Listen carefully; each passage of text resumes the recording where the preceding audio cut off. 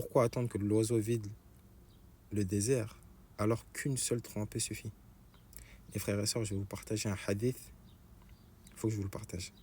D'après Anas, radiallahu anhu, le prophète sallallahu alayhi wa sallam a dit, donc dans le sens rapproché de la traduction, on fera venir celui des gens du paradis qui a eu le plus d'épreuves dans la vie d'ici-bas, et il sera dit, plongez-le une fois dans le paradis, et il y sera plongé. Puis Allah va dire, ô fils d'Adam, as-tu déjà vu dans le passé une quelconque difficulté ou une chose que tu détestes? Alors il va dire, non, par ta puissance, je n'ai jamais vu une chose que j'ai détestée. Puis on fera venir celui des gens de l'enfer, qui a eu le plus de bienfaits dans la vie d'ici-bas. Et il sera dit, plongez-le une fois dans l'enfer, et il y sera plongé. Puis Allah va dire, ô fils d'Adam, as-tu déjà vu dans le passé un quelconque bien ou une chose qui a réjoui ton œil?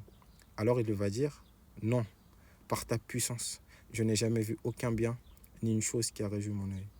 Et c'est rapporté par Ahmad et authentifié par Cheikh Al-Albani. Les frères et sœurs,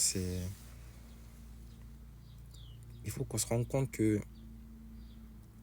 le temps infini, ça sera très difficile pour celui qui sera châtié. Mais le châtiment en lui-même, il est difficile. Puisqu'on voit qu'une seule trempée pour celui qui a eu le plus de bienfaits, c'est comme si qu'il n'en avait jamais connu. Donc faut vraiment qu'on se rende compte de ça. Et je voulais absolument vous partager ce hadith. Après, en même temps, il faut qu'on garde espoir parce que ça signifie que celui qui a le plus de difficultés dans cette vie d'ici-bas, donc toi, si tu vis des épreuves, dis-toi que en fait, le paradis à côté, mais c'est vraiment... Certes, c'est Allah qui l'a créé. Forcément, c'est quelque chose qui n'a rien à voir avec ce qu'on connaît. C'est bien meilleur. C'est bien meilleur. Donc, il faut qu'on invoque Allah avec crainte et espoir. La crainte de son châtiment, la crainte qu'il ne soit pas satisfait de nous, et espoir de sa récompense. Donc voilà, c'est vraiment le message que je voulais vous transmettre, les frères et sœurs.